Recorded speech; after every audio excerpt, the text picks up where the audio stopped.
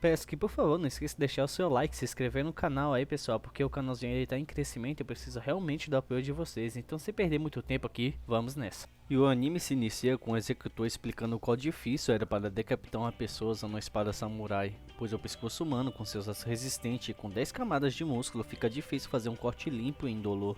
E antes de decidir o golpe letal, ele pergunta ao condenado se ele tem algo a dizer antes de ser executado, e o condenado diz que não. E aí ele começa a desferir vários ataques ao condenado, dizendo que decapitar uma pessoa com um único golpe é quase impossível, e depois de vários golpes desferidos, a espada acaba quebrando e aí ficamos de frente com o nosso protagonista da obra, que fica se perguntando por que ele não consegue morrer, já que ele não se importa com a vida, pois já matou várias pessoas e não esperava viver por muito tempo. E já corta para a mulher interrogando o Gabimaru, que é o nosso prota, onde ela começa a falar que ele foi criado em uma vila ninja, onde o treinamento é mortal e os que sobrevivem ganham um corpo super-humano. E ela diz que entende porque uma lâmina pode ser quebrada facilmente pelo corpo dele, e nosso prota fala que todos são uns inúteis, e que ele nem precisou usar ninjutsu para sobreviver ao ataque. E a interrogadora diz que gostaria de ver o ninjutsu por curiosidade própria e o prota recusa. E agora vamos para a cena onde ele vai ser executado na fogueira, mas antes eles estão tentando furar o Proto com a lança, mas não adiantou em nada, já que a lança quebrou, e assim que eles colocam fogo, todos ficam olhando para ver o que ia acontecer. Só que o Proto fica intacto olhando para eles no meio das chamas, e corta para o Proto falando que não está tentando resistir à execução, pois ele quer morrer mesmo. O Prota pede roupas para a interrogadora, já que as deles estão queimadas, mas ela diz que o trabalho dela é só anotar o que acontece e está de boa com isso e pede para ele continuar falando sobre a vida dele e o passado. Ele começa a falar que os pais foram mortos pelo chefe da vila e não se importa em saber o porquê, pois isso não é incômodo. Ele não tem sonho, pois ninjas não precisam de um propósito, pois só precisa seguir ordens. E o Prota fala que ele foi preso pois ele tentou deixar a vila. Quando os outros ninjas o traíram, ele deduz que deve ter sido o próprio chefe da vila. Então a interrogadora pergunta o porquê ele tentou fugir da vila.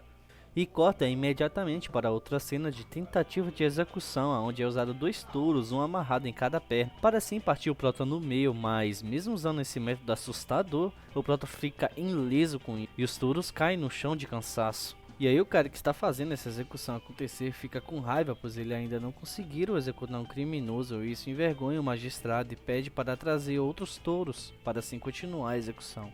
Enquanto isso, a interrogadora se aproxima do Prota e começa a falar que para ela pareceu que ele está resistindo à morte, e pergunta novamente por que ele tentou deixar a vila, e ele responde que foi por besteira.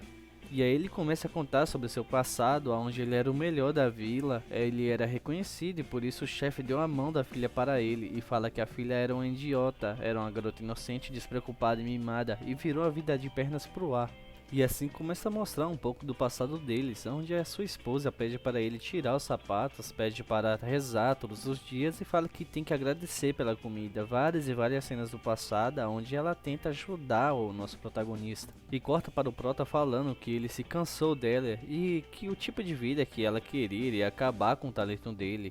E parece a cena do chefe nas lembranças falando que não pode convencê-lo do contrário. Mas em troca pede a ele um último trabalho e o Prota vai assim mesmo sabendo que era uma cilada, pois se ele fugisse toda a vila iria persegui-lo de qualquer jeito. E fala que foi burrice ter desafiado o chefe da vila. E assim voltamos para o tempo real, onde o Prota fala que realmente não teve nada de interessante nessa história para a interrogadora.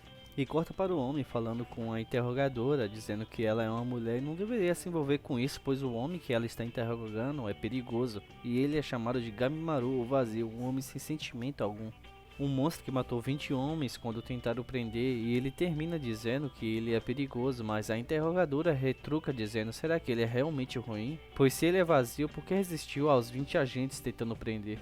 E corre para o nosso Prota lembrando o que a interrogadora disse para ele, dizendo que ela tem razão, e se pergunta o porquê dele estar resistindo e tendo certeza que no próximo dia da execução será o último dia da vida dele. E assim chega a próxima execução, onde vemos o nosso Prota saindo de um banho de chamas, banhado a óleo, mas mesmo assim não faz efeito novamente. Ele continua andando, se perguntando por que ele não morre, porque ele ainda resiste à morte, já que ele não tem mais nada nesse mundo. E depois do Prota ter saído andando no meio daquele mar de chamas, todos entraram em pânico, se perguntando por que o nosso Prota não morre.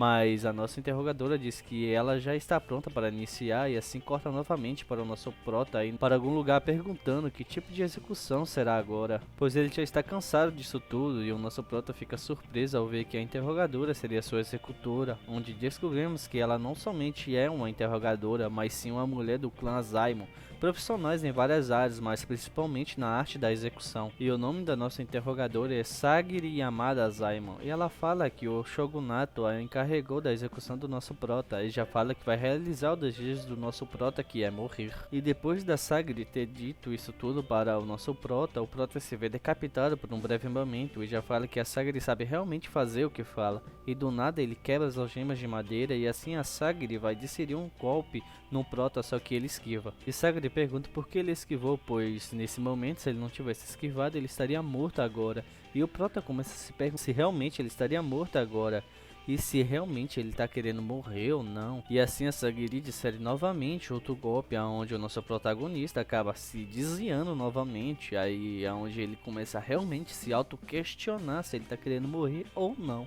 E a Sagiri começa a falar que já trabalhou muito executando pessoas e sabe só pelo rosto da pessoa se a pessoa está querendo morrer ou não, se está feliz, se está mentindo para ela. E a cara que o prota está demonstrando é que não quer morrer. E ela já fala de imediato que o prota com certeza ama a esposa dele. E assim mostra o passado novamente, onde descobrimos que o prota na verdade ama a sua esposa e gostava do jeito que ela o tratava, aonde a esposa pedia sempre para ele mudar e ser uma pessoa melhor. Mas aí o prota fica extremamente furioso e acaba pegando uma espada de um soldado e partindo para cima da Sagiri, dizendo que a Sagiri não entende a vida que ele tinha, e começa a falar que ele é o Gabimaru, o vazio, um monstro, e não adianta tentar ser como seres humanos, pois ele nunca será igual a eles e que isso tudo é impossível. Mas Sagiri puxa um documento e fala que é possível. Assim o prota para de atacar e Sagiri começa a falar que esse documento é um perdão assinado pelo próprio Shogunato, onde ele será livre, que é acompanhar a Sagiri para outro mundo. E o prota pergunta se ir para outro mundo é tipo ir para o céu, se ela está dizendo que é para ele morrer, e ela diz que não, pois é uma ilha que fica ao sudoeste que diz que é o céu. E indo para lá, eles têm que encontrar o Elixir da Vida. E depois que Sagiri contar para ele que o Shogunato mandou várias expedições para ir para essa ilha, e só voltava o barco cheio de flores e os corpos das pessoas como se fossem plantas dela, o nosso prota já começa a falar que isso está parecendo um conto de fada, mas Sagiri fala que essa é a missão. E já fala que ela ouviu dizer que a esposa do prota está bem, dizendo que ela se isolou de todo mundo e não disse mais nenhuma palavra desde o dia que o prota foi preso. E assim ela já pergunta para o prota se ele está disposto a fazer a missão para ganhar o perdão e voltar para sua esposa, mas os homens que querem matar ele ficam indignados com a situação e vão para cima do prota, intencionados a matá-lo. E o prota já olha para a Sagiri falando que ela queria ver um ninjutsu. E assim o nosso prota começa a pegar fogo e pergunta se isso era o suficiente. E assim corta para o prota sentado em cima de uma pilha de soldados. E o prota desce de cima da pilha de corpos falando que topa encontrar esse tal de Elixir da Vida. E pergunta por onde eles devem começar, e Sagiri fala que eles devem começar indo para Endo. Mas o prota disse o porquê eles não vão direto para a ilha. E Sagiri responde falando que essas são as ordens dadas a ela. Se ele não quiser fazer a missão é só desistir, mas o prota diz que vai então, pois não importa se ele tem que enfrentar monstros ou condenados na ilha, ele irá voltar com vida para sua amada esposa. E assim terminamos o nosso resumo do EP 1 de Jingokuraki, ou Hell's Paradise, como vocês preferirem dizer. Já peço aí, pessoal, que escreva aí nos comentários aí o que vocês estão achando aí desses novos vídeos que eu estou trazendo para o canal. Se vocês realmente gostam desse tipo de conteúdo, se eu realmente devo continuar trazendo isso aí para vocês. Não esqueça de deixar seu like, compartilhar esse vídeo e se inscrever no canal. Para mais vídeos assim eu preciso realmente do apoio de vocês, pessoal. Então até o nosso próximo vídeo. Fui!